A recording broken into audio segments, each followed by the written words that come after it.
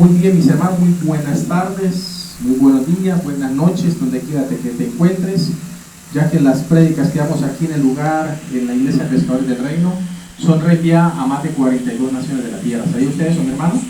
Que la prédica que usted recibe aquí podemos ser pocos en número, pero esas son recibidas en más de 42 naciones de la tierra para la gloria de Dios. Amén. Para la extensión del reino de Dios. Que Dios me bendiga a los hermanos de YouTube, a los hermanos del Face. Saludo a los hermanos de los grupos de WhatsApp, en esos 220 grupos en los cuales estoy para la gloria de nuestro amado Señor y Salvador Jesucristo. Vamos a recibir la bendita palabra de Dios. ¿Cuántos dicen amén? Amén. ¿Cuántos van a recibir la palabra de Dios? Amén. No palabra de hombre, ¿no? Aclaro, palabra de Dios. La que vive y permanece para siempre. La que han tratado de destruir reyes, mandatarios, científicos locos, han tratado de destruir la palabra de Dios y no han podido. Amén. Porque ella vive para siempre, hasta la venida de nuestro amado Señor y Salvador Jesucristo. Muy bien, para los que de pronto titulan los mensajes que damos aquí en la Iglesia Pescadores del Reino, hoy Dios nos quiere hablar sobre los peligros de la fe. Escúchenme bien. Los peligros prácticamente de los enemigos de la fe. No sé si usted sabía que la fe tiene enemigos. La fe que usted profesa en Dios tiene enemigos. Y esos enemigos se levantan. Y cuando se levantan, mis hermanos, ellos vienen a destruir. Amén.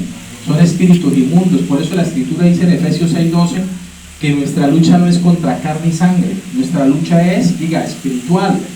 Es contra gobernadores, principados, huestes espirituales de maldad en las regiones celestes. Ahí están batallando. Y ahí ellos vienen a batallar contra el cristiano, contra el que predica la sana doctrina. ¿Para qué? Para traer destrucción, para traer enemistad. Por eso el mensaje titula Conociendo a los verdaderos enemigos espirituales de la fe cristiana. La fe que usted profesa en Jesucristo tiene muchos enemigos, enemigos que se levantan. Jesucristo mismo dijo, los enemigos de ustedes van a ser hasta los de su propia casa, hasta la propia familia se vuelve enemiga de uno. Y es lamentable decirlo, pero es la realidad. Es la realidad. Eso lo dijo Jesús. Se levantará la nuera contra la suegra, la hija contra la madre, el hijo contra el padre. Y dice el Señor, los enemigos de su casa, los enemigos de usted mismo serán los de su propia casa. Porque son personas que si no creen en Dios, son vulnerables para que el enemigo los use. Amén. Los use. Y traten de lastimarnos, de hacernos daño y sobre todo de que nosotros perdamos y menguemos en cuanto a la fe. Por eso el mensaje tiene como título Conociendo a los verdaderos enemigos espirituales de la fe cristiana. La fe que profesamos, escúchenme bien, en Dios debe verse siempre como un fenómeno sobrenatural. ¿Qué es la fe? Algo sobrenatural, algo que creemos nosotros y no estamos viendo. Amén. Ya que todo el mundo tiene la capacidad de caminar en la fe hacia Dios, ya que la fe viene del medio, escúchenme bien, la fe viene a ser el medio por el cual nos relacionamos con el reino espiritual y no terrenal. Por lo que el verdadero creyente vive por fe y no por vista. Nosotros vivimos ¿por qué? Por fe, no por vista. Ya no vivimos como antes. Antes teníamos que ver las estatuas, en la iglesia de los ídolos mudos, teníamos que ver los yesos para poder creer que ahí están los santos. ¿Es así o no es así? Pero ya no necesitamos. Cuando entré hace 23 años por primera vez a una iglesia cristiana, era un salón como este y resulta que yo no veía las imágenes. Y yo le dije a la persona que me invitó, ¿y dónde está Santo Tomás? ¿A dónde está San Cipriano? ¿A dónde está San Antonio, San José? ¿A dónde está el esposo de María? A ver, no lo veo. Y me dijeron, no, es que aquí es una iglesia cristiana, aquí se predica en la Biblia. Aquí ya no estás en la iglesia de los ídolos mudos. Amén. Entonces resulta que cuando uno se convierte de los ídolos mudos a Cristo, entonces viene una guerra espiritual en los aires, invisible, que muchas veces no vemos, y se levantan esos enemigos en contra de la fe que usted profesa. Amén. Conociendo a los verdaderos enemigos espirituales de la fe cristiana, es la enseñanza que Dios tiene para nosotros hoy, para que perseveremos en vivir por fe y no por lo que vemos. Recordemos, mis queridos hermanos de Cristo, que la base principal del cristianismo es la fe. Es esperar con paciencia lo que no vemos. Así se levantan grandes enemigos. vamos a perseverar hasta el fin, amén. Hasta el fin vamos a perseverar. El Señor Jesucristo dijo: no nos dejaré huérfanos, estaré con vosotros todos los días hasta el fin del mundo, dice la palabra. Vamos a la palabra del Señor. Por medio de la palabra vamos a conocer a esos enemigos. No sin antes vamos a orar para Dios, para que Dios sea bendiciendo y respaldando este tiempo. Señor, te bendigo, te doy gracias. Gracias, Señor, porque cosas que ojo no vio, ni oído yo, ni han subido en corazón de hombre son las que tú has preparado para los que están aquí, los que están atrás de ese audio, ese video, para que ellos conozcan y entiendan, Señor, que hay unos enemigos espirituales que quieren destruir nuestra fe, que quieren destruir lo que creemos en ti, Señor. Hoy tu palabra nos enseña que vivimos por fe y no por vista, no mirando nosotros las cosas que se ven, sino las que no se ven, porque las cosas que se ven son temporales, pasajeras, pero las que no se ven son eternas. Y no te hemos visto, pero creemos, Señor, que tú vendrás por segunda vez y nos rescatarás de esta mala manera de vivir, y rescatarás a muchos, Padre Celestial, e entrarás en el corazón de muchos, para que muchos te conozcan por medio del Espíritu Santo. Es mi oración en el nombre de Jesús, amén. Dice la palabra, vamos a la palabra, lo que enseña la Biblia. Evangelio según San Juan, capítulo 20. Evangelio según San Juan, capítulo 20, y acompáñenme a leer el versículo 19 en adelante, amén. ¿Estamos ahí? ¿Estamos ahí en la escritura? Amén. Vamos a leer la palabra de Dios en el nombre del Padre, en el nombre del Hijo, y con la unción y la revelación del Espíritu Santo de Dios, el Maestro, el Consolador. Aquel que enseña la palabra es el Espíritu Santo, amén. Le doy gracias a Dios porque nos ha dado como ministerio, pescadores del reino, nos ha dado el don de la enseñanza, de enseñar la palabra, para que muchos entiendan lo que Dios les quiere hablar. Dice la palabra en San Juan capítulo 20, versículo 19. Dice así: cuando llegó la noche de aquel mismo día, el primero de la semana, estando las puertas cerradas en el lugar donde los discípulos estaban reunidos por miedo de los judíos, dice la palabra que vino Jesús y puesto en medio le dijo: paz a vosotros. Y cuando les hubo dicho esto, les mostró las manos y el costado, y los discípulos, ¿qué pasó? Se regocijaron, o sea, se alegraron viendo al Señor. Entonces Jesús les dijo otra vez: paz a vosotros, como me envió el Padre, así también yo os envío. Y habiendo dicho esto, versículo 22, dice la palabra que sopló y les dijo: recibí el Espíritu Santo. A quienes remitieren los pecados les son remitidos, y a quienes se los retuvieren les son retenidos. El versículo 24 hay un pero, léalo conmigo. Dice: pero Tomás, uno de los 12 llamado Didimo, no estaba con ellos cuando Jesús vino. Le dijeron pues los otros discípulos: al Señor hemos visto. Él les dijo: si no viera en sus manos la señal de los clavos, y metiera mi dedo en el lugar de los clavos, y metiera mi mano en su costado, no creeré. Él tenía que ver, diga, para creer, como nos enseñaron a nosotros. Hay que ver para creer, como lo enseñan afuera. Usted tiene que ver para creer. Pero en el cristianismo es diferente. En el cristianismo usted tiene que primero creer, que es lo contrario, y luego ver. Amén. Esa es la diferencia entre un cristiano y un no cristiano. El no cristiano tiene que ver para creer, y el cristiano tiene que primero creer para poder ver lo contrario. El versículo 26 de San Juan capítulo 20 dice que 8 días después estaban otra vez sus discípulos dentro, y con ellos Tomás. Ahí sí estaba Tomás. Y dice la palabra que llegó Jesús estando las puertas cerradas, y se puso en medio y les dijo: paz a vosotros. Luego dijo a Tomás: pon aquí tu dedo y mira mis manos, y acerca tu mano y métela en mi costado, no seas incrédulo sino creyente. Entonces Tomás respondió y le dijo: Señor mío y Dios mío. Jesús le dijo: porque me has visto, Tomás, creíste. Bienaventurados los que no vieron, ¿y qué pasó? Y creyeron.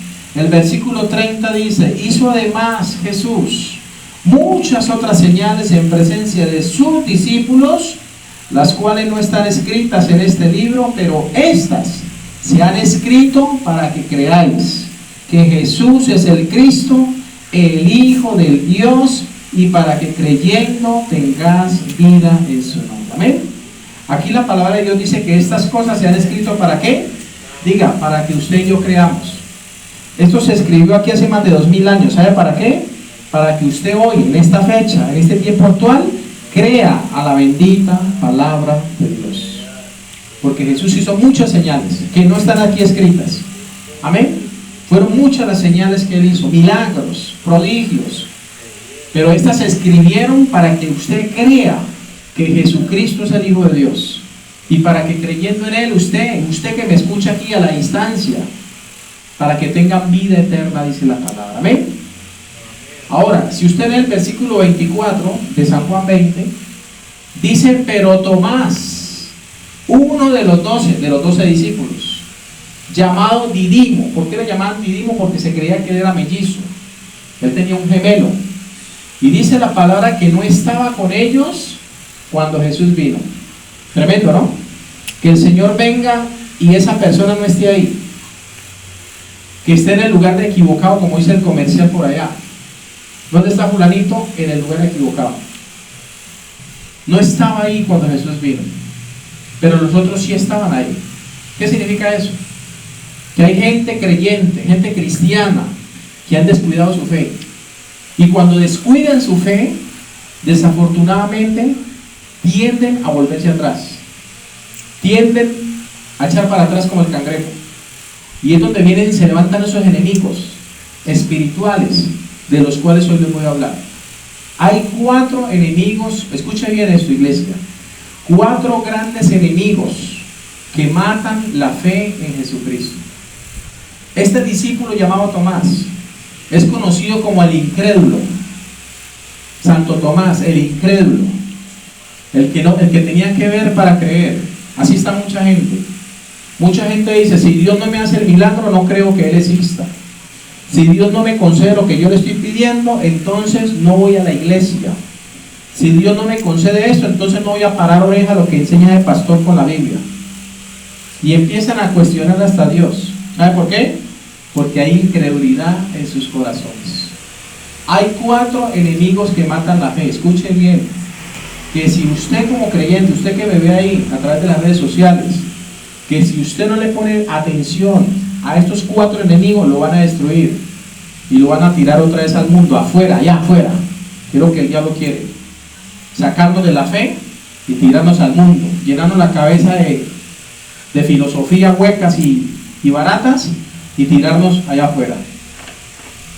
El Señor dice en Colosenses 2:8, mira que nadie os engañe por medio de filosofías y huecas sutilezas según las tradiciones de los hombres, conforme a los rudimentos del mundo y no según Cristo. Porque en Cristo habita corporalmente toda la deidad de Dios, y nosotros estamos completos en Él. Amén. En Cristo, que es la cabeza de todo principado y potestad. 4 grandes enemigos que matan la fe en Jesucristo. El primer enemigo, escuchen bien, pare oreja. Dígale que está al lado, pare oreja. Dígaselo, pare oreja. Amén, para que vean que no estamos solos aquí, hermano. Ahora, el primer gran enemigo, escuchen bien, de los cuales usted y yo debemos cuidarnos, que matan la fe en Jesucristo. Porque es que usted puede creer en la Virgen María, usted puede creer en la religión, llámese como se llame, usted puede ser un musulmán, puede ser un alecrina, lo que sea, pero hay unos enemigos que matan solo la fe en Jesucristo. Cuando usted empieza a colocar la fe en Cristo, esos enemigos se levantan y buscan, ¿sabe qué? Su muerte espiritual. Diga, su muerte espiritual. Eso es lo que buscan ellos. Así como Adán y Eva, cuando se levantó Adán y Eva en el huerto a obedecer a Dios, el diablo también se levantó y vino con engaños y los engañó. ¿Es así o no es así? Pero ¿qué buscaba Satanás en el huerto? Que ellos fueran expulsados del huerto del Edén, que ellos les llevaran la contraria a Dios. Eso es lo que buscaba el diablo. Eso es lo que busca hoy en día con los cristianos, que le llevemos la contraria a Dios, para podernos sacar y que nos expulsen del reino de Dios. Por eso debemos cuidarnos de esos 4 grandes enemigos. El primer gran enemigo, número 1, la ignorancia hacia Dios. ¿Cuál es el primer enemigo que usted como cristiano tiene? Diga, la ignorancia hacia Dios. La pregunta es, ¿qué es la ignorancia? Si usted se mete a buscar un diccionario secular, enciclopédico, nos enseña que la ignorancia es la ausencia del conocimiento. ¿Qué es la ignorancia? Diga, la ausencia del conocimiento. O sea que usted no sabe lo que está pasando. O sea que cuando usted no sabe lo que está pasando en su alrededor, usted es una persona ignorante. ¿Sí me hago entender? Cuando a usted le dicen, usted no sea tan ignorante, la gente lo compara o lo asimila a que usted es un burro, o a que usted es una persona que no entiende, o que usted es bruto, en pocas palabras. Pero no es así. ¿Qué es la ignorancia? Diga, la falta de conocimiento. En pocas palabras, es estar o permanecer ignorante o desinformado. Eso es la ignorancia. Amén. En Tomás había que, diga, ignorancia. ¿Por qué había ignorancia? Porque él había ignorado que Jesús había venido y los había visitado y le dijeron al Señor, hemos visto. Y lo primero que él hizo fue pensar ignorantemente y decir, es que si yo no hago esto, si no meto la mano en el costado, si no le meto el dedo en la llaga, entonces no creeré. ¿Cómo está este hombre? Diga, bajo ignorancia. ¿Cómo están muchas personas a nuestro alrededor que no aceptan, que no buscan la ayuda de Dios? Diga, están bajo ignorancia. Son ignorantes. Con todo el respeto se los digo. Tomás, el no estar presente en algo que realmente estaba sucediendo, como era la resurrección de Cristo, que se presentó allí en medio de los discípulos que estaban con las puertas cerradas, él estaba ignorando por completo lo que había pasado en ese lugar en cuanto a la resurrección de Jesucristo entre los muertos. Lea conmigo el versículo 25 de San Juan 20. El versículo 25 dice, le dijeron pues los otros discípulos. ¿A quién le dijeron? Diga, a Tomás. Le dijeron pues los otros discípulos, al Señor hemos visto. ¿Por qué Tomás no vio al Señor? Diga, porque no estaba en el lugar, porque desconocía lo que había pasado. Por eso él no pudo ver al Señor. Pero los otros sí le dijeron, al Señor hemos visto.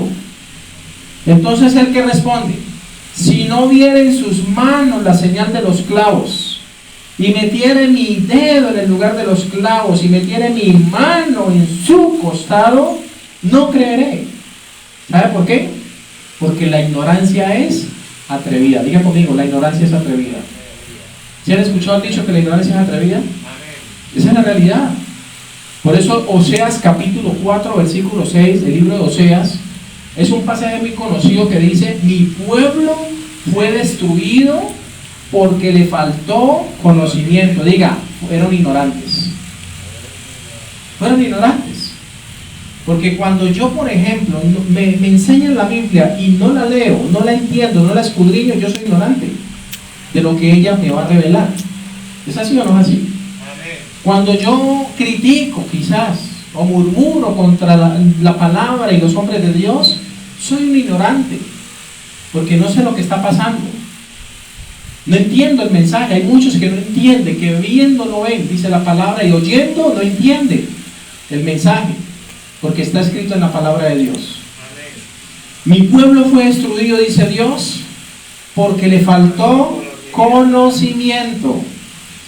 Y añade, por cuanto desechaste el conocimiento, yo te echaré, dice el Señor, del sacerdocio, y porque olvidaste la ley de tu Dios, también yo me olvidaré de tus hijos.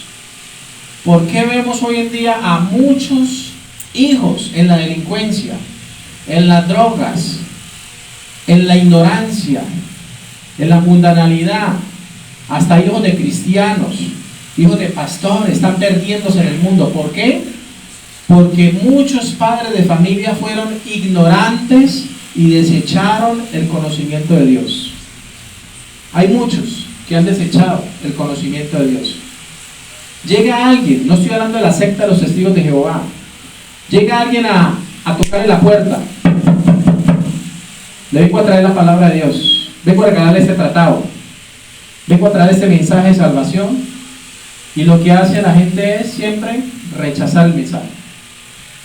¿Sabe qué están rechazando ahí? La salvación de su misma familia. Porque son, que diga, ignorantes. Por eso el Señor dice, mi pueblo fue destruido.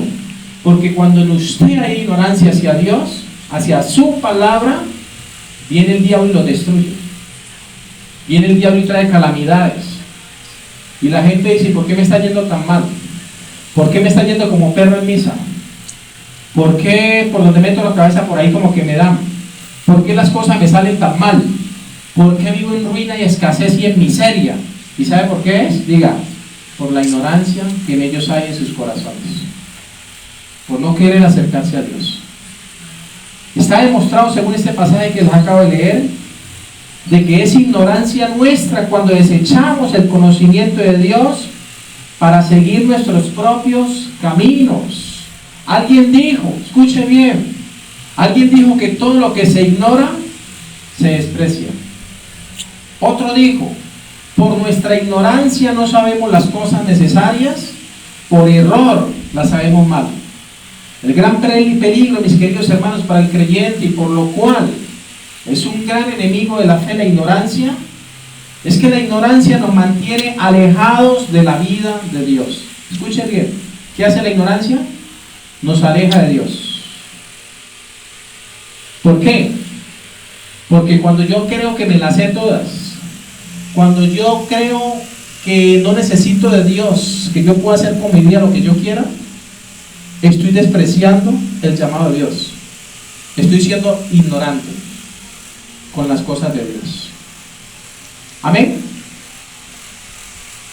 El apóstol Pablo escribió en Efesios capítulo 4 versículo 17, porque hay un gran peligro, por lo cual la ignorancia es un gran enemigo de la fe cristiana.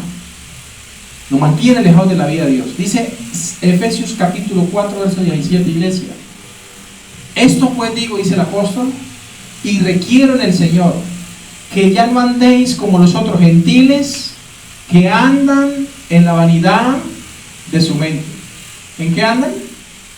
En una mente vanidosa, pensando y tomando decisiones según su propia voluntad y no la voluntad de Dios. Dice, teniendo el entendimiento entenebrecidos, ajenos de la vida de Dios. Cuando dice ajenos de la vida de Dios, es que no quieren saber nada de Dios. Por más que les hablen, por más que les aconsejen, hasta por más que oren por ellos, no quieren saber de Dios.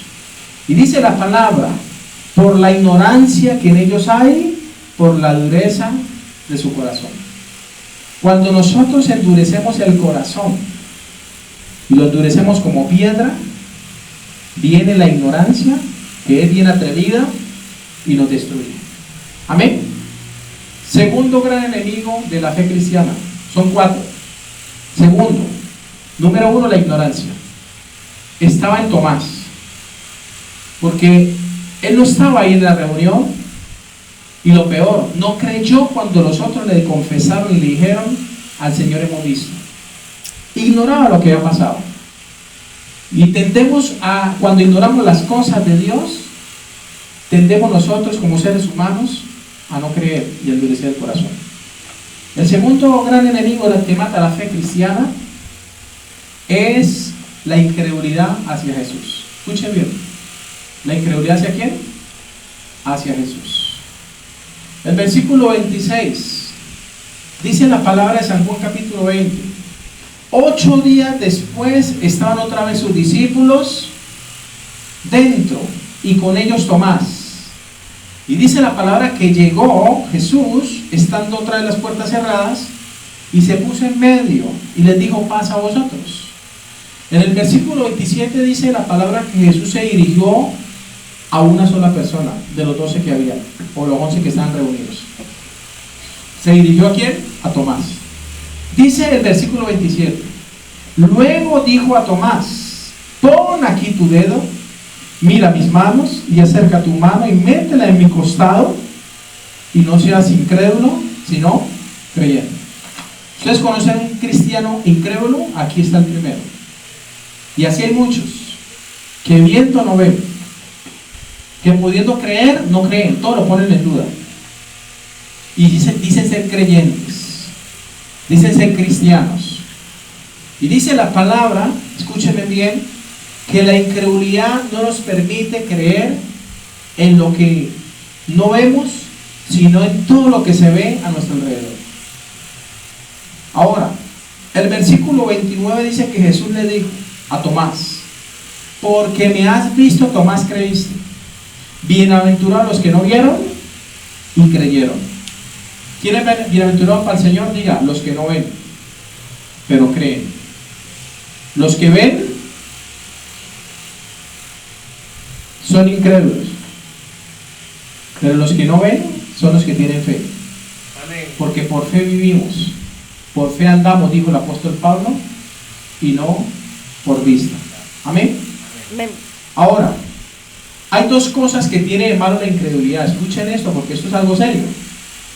Dos cosas que tiene de malo la incredulidad, iglesia, por lo cual se constituye enemiga de Dios. ¿Cuál es el segundo enemigo de Dios y de su palabra? Primero la ignorancia, segundo la incredulidad. Amén. ¿Cuál es el enemigo que tiene poder para matar la fe de un creyente? Primero la ignorancia y segundo la incredulidad.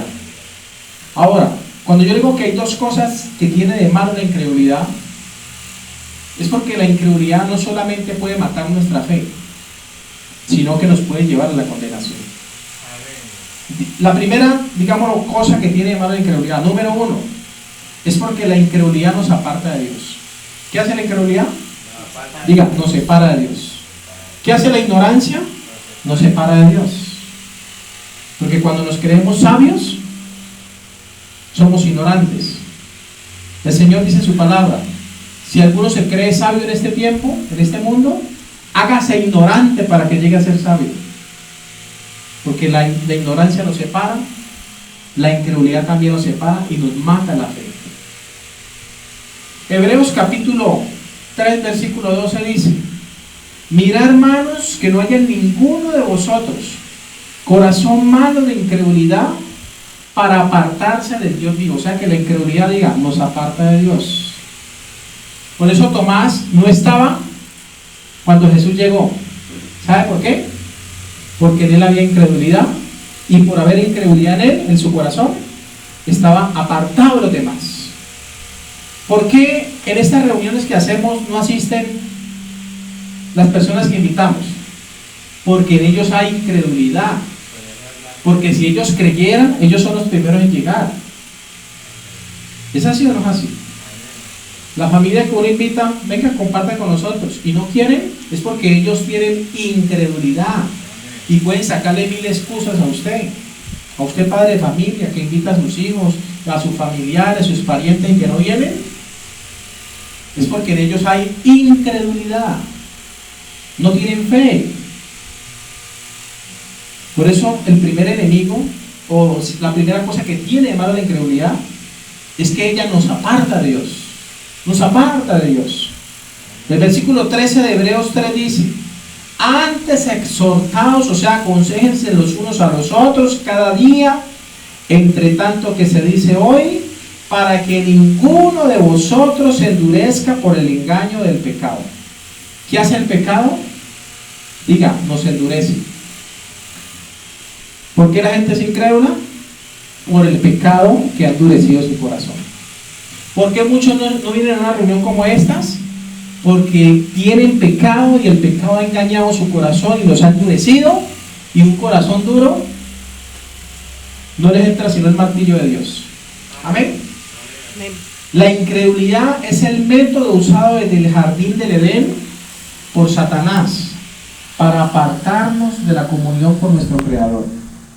La segunda cosa que tiene de malo la incredulidad, escuchen esto, dijimos primero que ella nos aparta de Dios.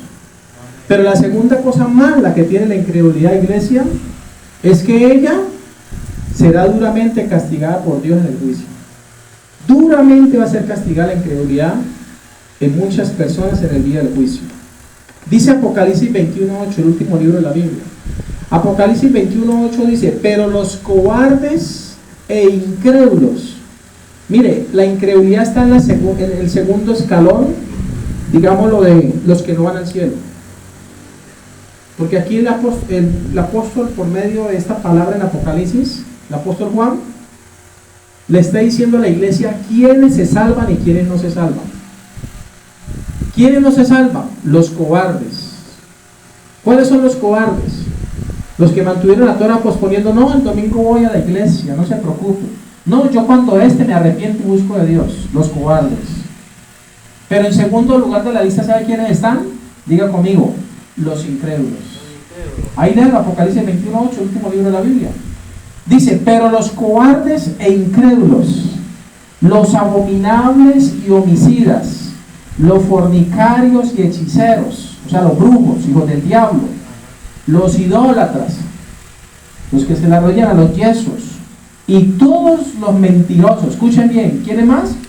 Dice, los mentirosos, los pajudos, los que a todas están mintiendo, engañando, manipulando. Dice, los mentirosos tendrán su parte en el lago que arde con fuego y azufre, que es la muerte segunda. O sea, estos son los que no van al cielo. Así digan ser cristianos, así sean golpes de pecho. Si no se arrepienten, si Dios no les concede arrepentimiento y se salvan, esas personas están fuera de órbita. Eso es lo que enseña la palabra. Cobardes e incrédulos. Por eso le digo que la incredulidad, en segundo lugar, será duramente castigada por Dios. Amén. A lo que añade Hebreos 11:6. ¿Qué dice Hebreos 11:6? Hebreos 11:6 dice claramente la palabra. Si lo lee conmigo. Dice, pero sin fe es imposible agradar a Dios. Hebreos 11:6. Sin fe es imposible agradar a Dios. Si usted no tiene fe, no puede agradar a Dios. Porque si en usted no hay fe, ¿qué hay? Diga, incredulidad e ignorancia. Pero si usted tiene fe, usted agrada al corazón de Dios. Porque Dios quiere que usted viva a partir de hoy por fe y no por vista. Amén. Por eso dice Hebreos 11:6, que sin fe es imposible agradar a Dios, porque es necesario, escuche bien esto, es necesario que el que se acerca a Dios crea que le hay y que es galardonador de los que le buscan. Tercer enemigo de la fe cristiana, escuche bien, vamos en dos, son 4 y finalizo. Hemos hablado de cuál, número 1, ¿cuál es? Diga, la ignorancia. ¿Cuál es el segundo enemigo? La incredulidad. La incredulidad. Tercer enemigo, diga conmigo, el desaliento. ¿Sabía usted que una persona desalentada no busca de Dios? ¿Una persona deprimida no busca de Dios? Entonces es fácilmente ser presa fácil del enemigo para matar la fe. El desaliento. El significado para desaliento, iglesia, es decaimiento, abatimiento, postración y opresión. Existen 2 formas de desalentarnos. Escúchenme bien eso, a los que están tomando apuntes. Hay 2 formas de desalentarnos ustedes como creyentes. Número 1, desanimándonos a causa de la debilidad física, o sea, del cansancio. Cuando uno está cansado de todo un día trabajar, ¿cómo se siente uno? Desalentado, no tengo aliento. Solamente quiero acostarme en mi cama y echarme ahí ya y dormir. ¿Es así o no es así? Porque está la persona desalentada, no tiene alientos. Y la segunda forma de desalentarnos es cuando nos decepcionamos por el comportamiento de otros creyentes ingratos y desagradecidos. Hay mucha gente que no va a la iglesia, es porque dice, allá son una partida de hipócritas. Allá no hace sino pedir plata a toda hora. Y la gente, son unas razones por las cuales no va a la iglesia. Con todo el respeto a los pastores que me están viendo. Mucha gente se desalienta, porque desde que entró a la iglesia, empezaron a pedirle dinero. Y cuando terminó el culto, siguieron pidiéndole dinero. Como hacían por allá un pastor en una iglesia. Invitaba a un pastor a predicar. Y se lo presentaba. Aquí les presento el pastor fulano de tal, ministro, viene de tal parte a traer la palabra. Lo presentaba. Pero antes de presentarlo, él pedía una ofrenda a la iglesia, que era la ofrenda que pedía, sus diezmos y todo eso. Luego presentaba al profeta, al apóstol, bueno, como se llama, el ministro, Y después de que el ministro terminaba de predicar, escúchenme bien porque lo hacen muchos pastores en las iglesias, llegaba y decía, bueno, ahora necesito que recojamos una ofrenda aquí para el invitado que trajimos. ¿Cómo así? ¿Acaso ya no recogieron una ofrenda? ¿Será que de ahí no podían sembrarle una ofrenda de amor al ministro? Entonces muchas veces nos volvemos corruptos. Y la gente ve eso y dice, no, yo a esa iglesia no voy porque no hace sino pedir plata toda hora. Hasta el pasaje, si es posible, se lo quitan a uno. Eso no es de Dios. Cada uno dé como propuso en su corazón, dice Dios. No con tristeza ni por necesidad, porque Dios ama al dador alegre. ¿Cuántos dicen amén? Amén. Esa es la realidad. Pero en esas iglesias sí la gente corre y va. Los invitan y para allá van. Y llenan esas iglesias. Porque les gusta solamente escuchar, ¿qué? Palabras bonitas que le calienten la oreja. O que los entretengan con payasadas. Pero donde se les predica la sana doctrina, la verdad, lo que enseña la palabra, ahí sí la gente no quiere venir. Y muchos se desalientan por eso. Es un motivo para desalentarse. ¿Ven? ¿Qué dice Hebreos capítulo 12, versículo 12? Hebreos 12 dice que el apóstol Pablo le escribe a estos hebreos judíos y le dice, por lo cual levantad las manos caídas y las rodillas paralizadas. Y haced sendas derechas para vuestros pies, para que lo cojo no se salga del camino, sino que sea sanado. Y dice, seguid la paz con todos y la santidad, sin la cual nadie verá al Señor. Y dice, mirad bien, dice el apóstol Pablo, no sea que alguno deje de alcanzar la gracia de Dios, que brotando alguna raíz de amargura os estorbe y por ella muchos sean contaminados. O sea que este texto nos enseña, iglesia, de que debemos tomar la decisión de ser fuertes, de ser esforzados para conseguir las bendiciones de Dios en Cristo Jesús. Amén. Y no desalentarnos. Amén. Cuarto y último, le he hablado de los tres enemigos. Son cuatro enemigos, le he hablado de tres: la ignorancia, la incredulidad, el desaliento. Y el cuarto es de los más importantes. ¿Sabe cuál es? La vanagloria. La vanagloria. La vanagloria de la vida, iglesia. Escuchen esto. Juan capítulo 5. Vamos a la penúltima cita bíblica. Evangelio según San Juan capítulo 5. Y acompáñenme al verso 42. Ahí mismo en el Evangelio según San Juan donde estábamos. San Juan 5, 42. Hablando Jesús con los judíos de aquel tiempo. Dice el versículo 40, leamos del versículo 40. El versículo 40 de San Juan 5 dice, ¿estamos ahí, mi hermano? Ahí mismo en el libro donde estábamos. Ahí mismo en el libro está, unas páginas antes. Estábamos en San Juan capítulo 20, vamos a San Juan 5, o sea, devolvamos en el mismo libro al capítulo 5. Dice San Juan 5, 40. El Señor te dice, y no queréis venir a mí para que tengáis vida. El versículo 41 dice, gloria de los hombres no recibo, mas yo os conozco que no tenéis amor de Dios en vosotros. Jesús sabía que en ellos no había amor de Dios y profesaban ser creyentes, profesaban ser practicantes de la palabra de Dios. Y el Señor les dice, versículo 43 de San Juan 5, yo he venido en nombre de mi Padre y no me recibís. Si otro viniera en su propio nombre, ¿a ese qué? A ese recibiréis. ¿De qué está hablando Jesús ahí? Está hablando del anticristo. Está hablando que Él va a venir en nombre de Él propio y ahí sí lo van a recibir. Pero Jesús venía en el nombre de otro. ¿El nombre de quién? Diga, del Padre. Amén. Jesús venía en nombre de quién? Diga, del Padre.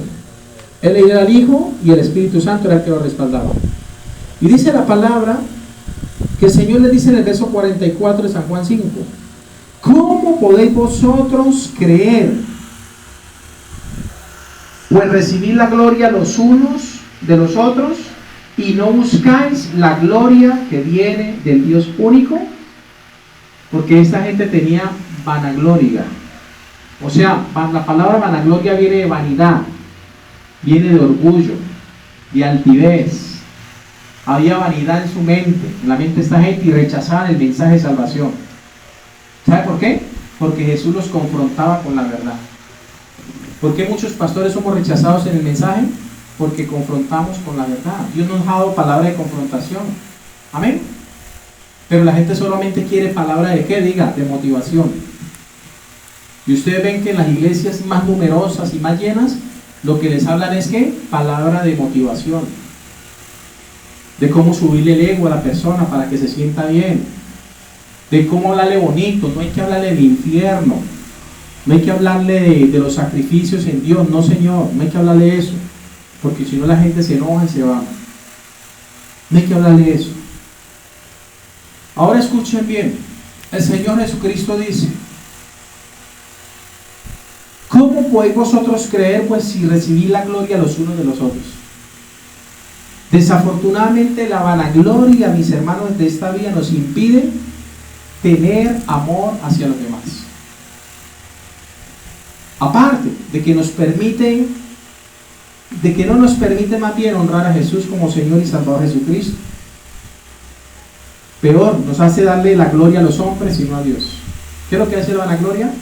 Nos hace honrar a los hombres y no a Dios. Nos hacen elevar al pastor, al ministro, al maestro y no a Dios, que está por encima de todo. Eso es vanagloria. Y eso se ve mucho en iglesias, desafortunadamente, en este mundo. Para concluir, ante la incredulidad, la clave es confiar. ¿Cuál es la clave? Confiar. Ante la incredulidad. Cuando usted le asalta la incredulidad, ¿cuál es la clave? Confiar. Ante el desaliento, la clave es la obediencia, obedecer a Dios, así estemos cansados. Ante la ignorancia, la clave es buscar la sabiduría en Dios. Si usted busca la sabiduría en Dios, usted nunca va a ser ignorante. A usted no le van a meter los dedos a la boca, porque el diablo sabe a quién trata, el diablo sabe a quién ataca también. Amén. Esa es la completa realidad. Ante la vanagloria de la vida, la clave es apartarse de lo que nos aparta de Dios. ¿De qué tenemos que apartarnos nosotros? De lo que nos separa de Dios. Amén. Porque si por ejemplo usted tiene una amistad que lo está apartando de los caminos de Dios, apártese de esa amistad, porque si no, esa amistad lo va a apartar a usted de los caminos de Dios y lo va a tirar atrás, al mundo, a que se pierda. Esa es la realidad, hacer un títere del diablo. Y nosotros no podemos ser títeres del diablo. Amén. Él está bajo nuestros pies. La última cita, Primera de Juan 2:26, finalizamos. Primera de Juan, capítulo 2, la última cita, está antes de Apocalipsis, verso 16.